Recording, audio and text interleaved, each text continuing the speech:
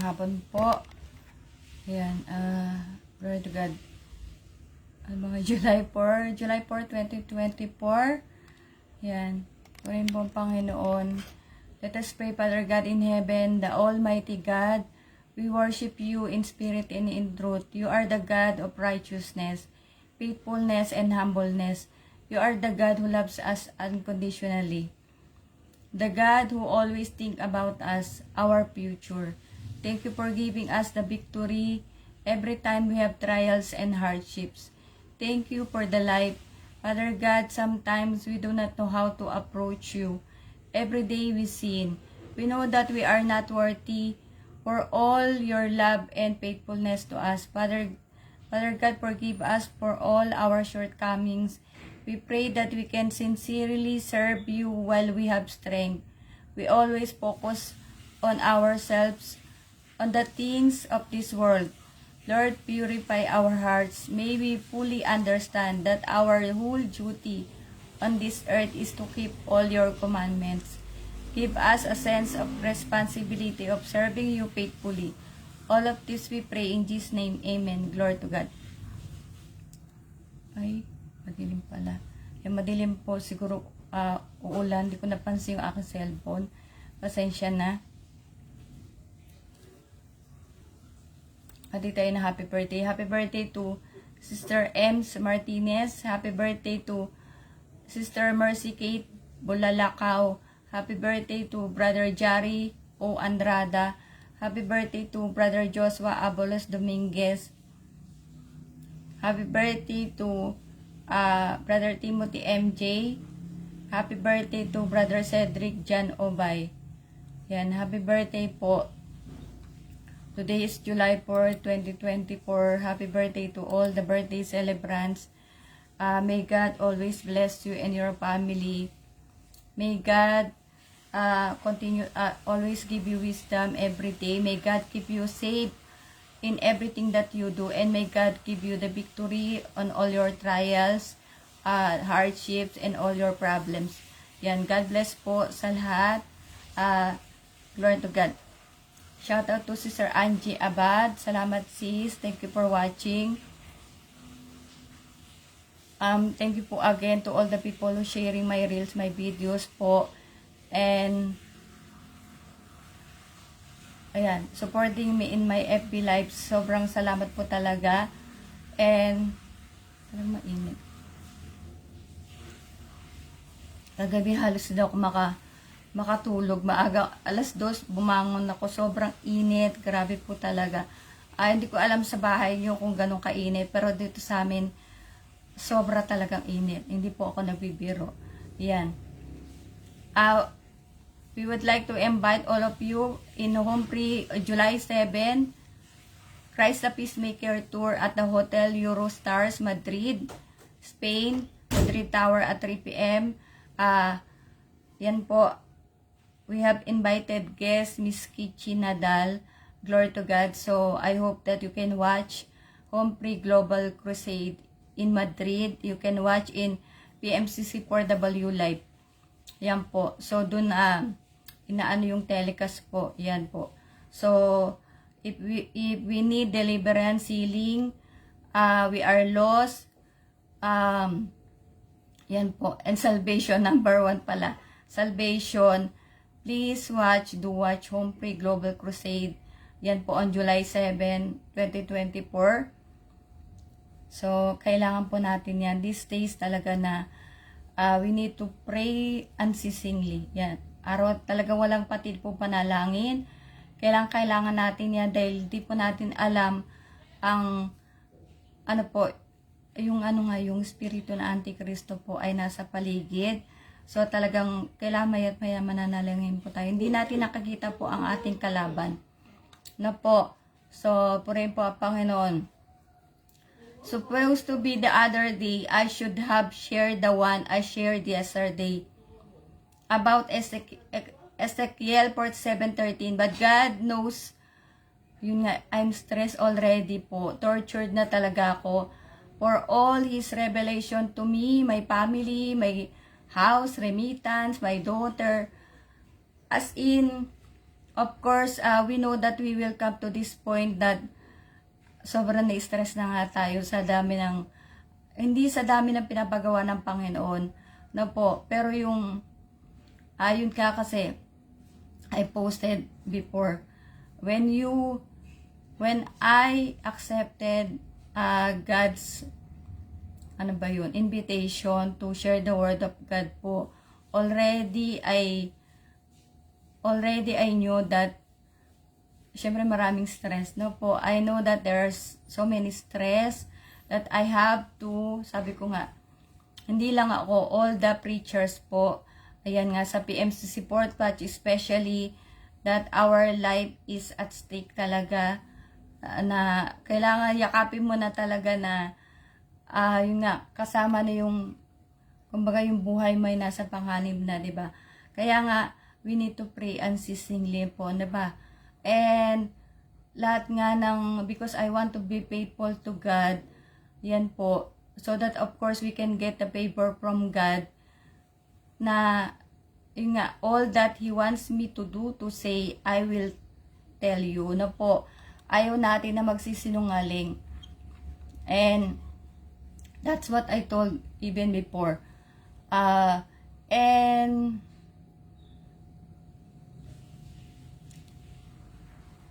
yung nga, then the other day he wants me to say that denomination I was talking about yesterday that will not be included in the rapture. I told him, ito talaga, can I say next time? Because I know that many people will react.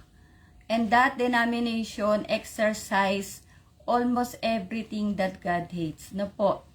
And even I told you yesterday that, ano nga ba yun? I told you yesterday, ano ba sinabi ko kahapon? Yan. Na I knew already of many of us, especially in the church, that we knew already which denomination I am talking about. No po. Ayan. At pero nung ano nga, nung time na talagang sinabi ng Panginoon yung kung anong denomination yun, na napaiksip ako. I thought about it that, Lord, should I say that, ayan, that denomination, because I know that many people will react, many people will get angry, di ba po? So, but thanks be to God because always, He knows my capacity, He knows my ability, that is He always, the guidance of the Holy Spirit, always help me how to do my outline, how to deliver my message, yung nga po, the sharing of the Word of God, no po. Yan, but of course, we want to tell the truth na, ayun talaga sinabi ng Panginoon, wala tayong magagawa, no po. So, everybody knows what is the denomination which I'm talking about. And, saan na ba ako?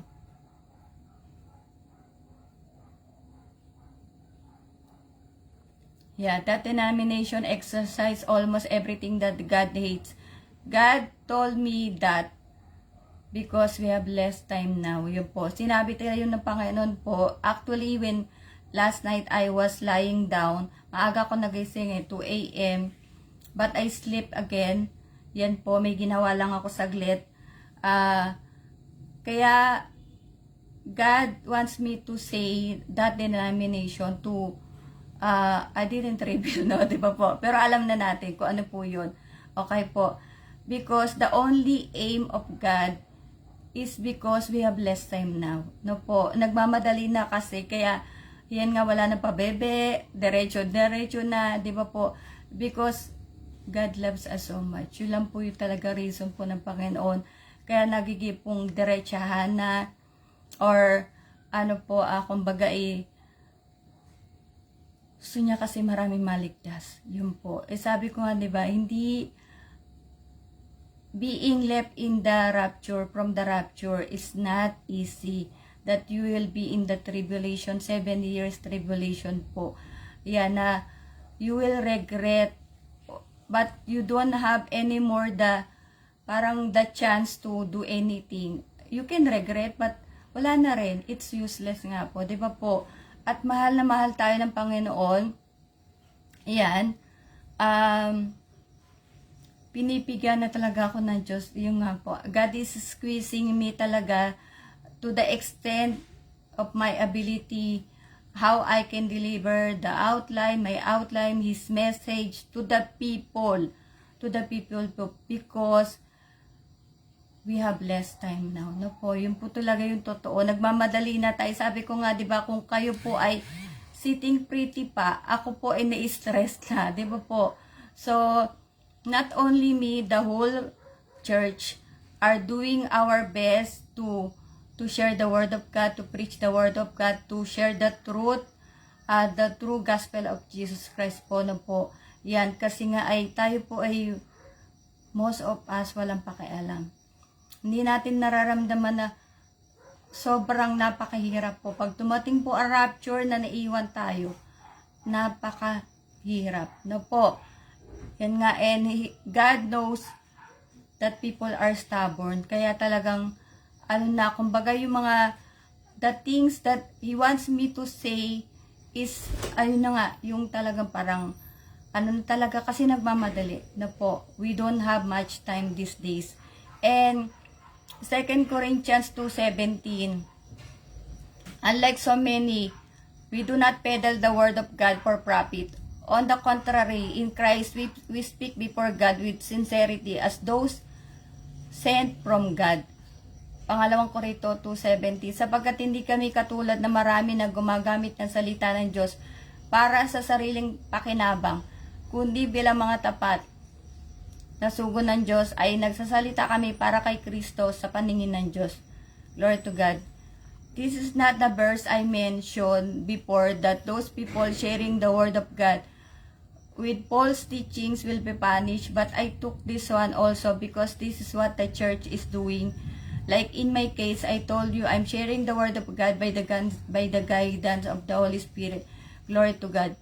But I will try to do, because last night I was thinking that verse I told you, but there is that verse. I'm not joking because I shared already before. Yan po, pero sabi ko nga, I don't know everything in the Bible. Only I sharing the word of God with the guidance of the Holy Spirit po. Last night, I watched also the video I shared. The video of our CM Bishop Jonathan Periol. The title of that video is the importance of the importance why we should be filled with the Holy Spirit po. Yan po. Kaya sabi ko nga, talagang kailangan ko magdasal. Otherwise, I cannot share anything na po. Kailangan talaga natin Holy Spirit na po para tayo tulungan. Shout out po ako kay Brother Owel Wensaid. God bless po. Salamat po. So yan, sinishare natin po ang Word of God. We are sharing the Word of God sincerely. Diba po? Because we want the salvation of the people. We want to let the people know the truth po. Yan, we are not those people na they are sharing. I said yesterday that those people sharing the word of God for some bad intentions or for some self, yung intention nila, di ba po, na para sa subscriber, followers, di ba po. Tayo kailangan, we need to share the word of God sincerely because we know in the church that the more we will get punished if we will share the word of God like falsely, paano ba yun, isi-share natin na hindi makatotohanan na po. So, nakakatakot tayo sa Diyos. Alam natin, for those people who are watching our live, by the grace of God, in the church, we know that the more God will punish us if we will share the word of God, yung bilang as false teachings po, mas grabe ang parusa. Yan. At ako, ranas ko na yan eh. Hindi ko ranas, I didn't experience because only this time I shared the word of God no po in public, in social media.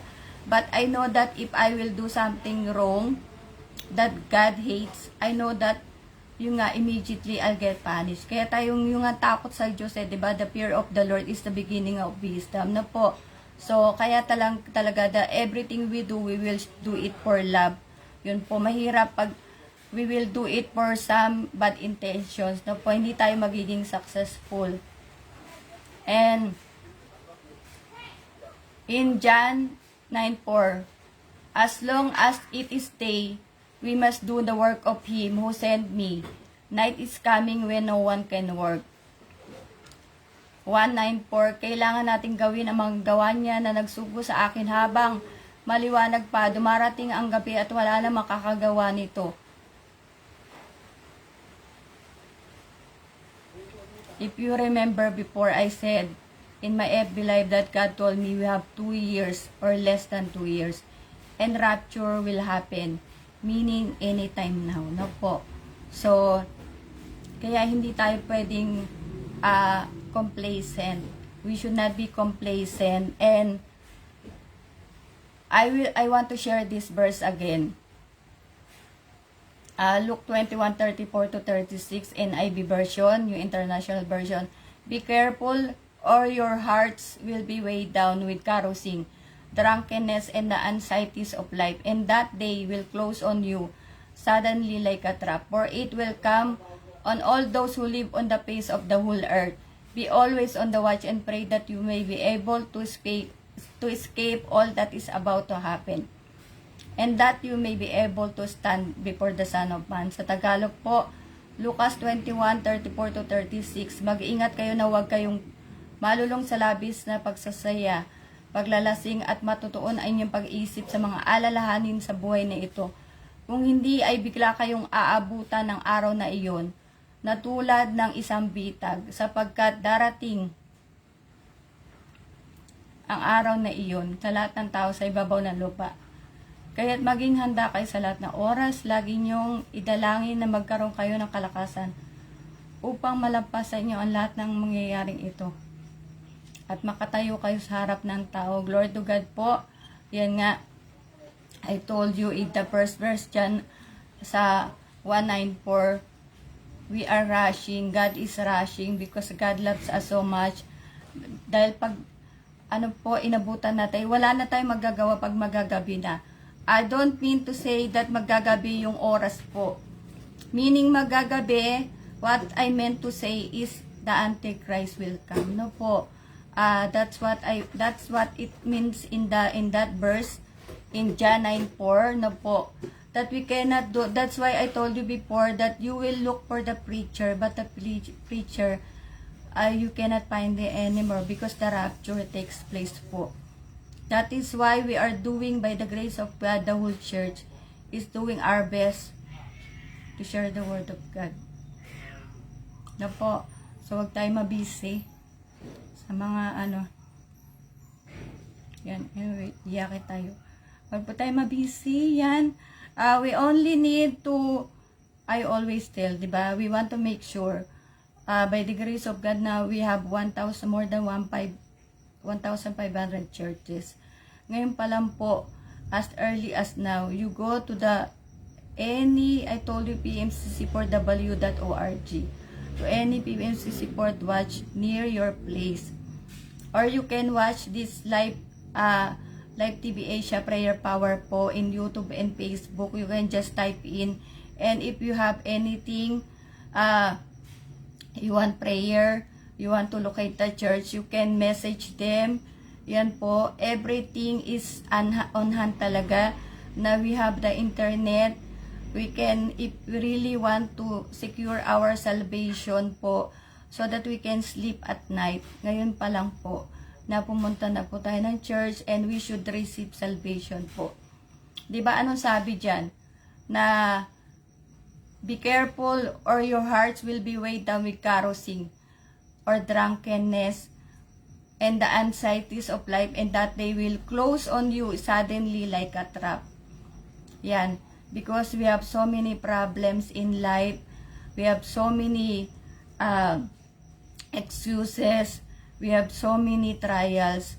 That is why maybe God will come and suddenly, it will be a trap for us that we are not ready. That is why always we say, watch and pray po. Watch and pray.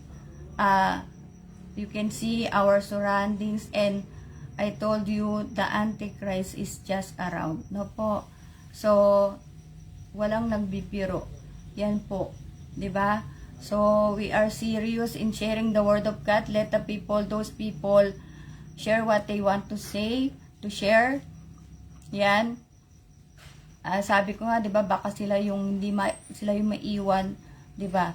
Kaya po, we should always ask wisdom to God. We should always ask the Holy Spirit of God. Yan po.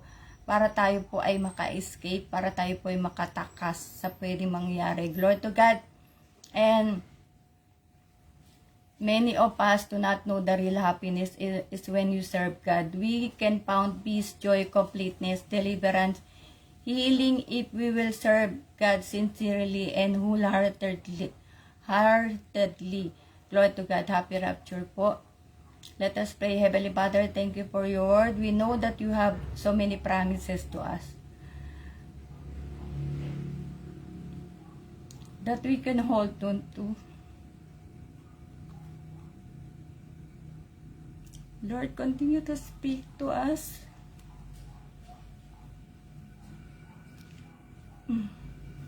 May we always long to hear your word. Bless your servant. Bless your people. Lead us where your Holy Ghost is. May you keep us safe every day. Thank you, Lord, in Jesus' name. Amen. Glory to God. So, I'll see you all tomorrow po. And God bless us all.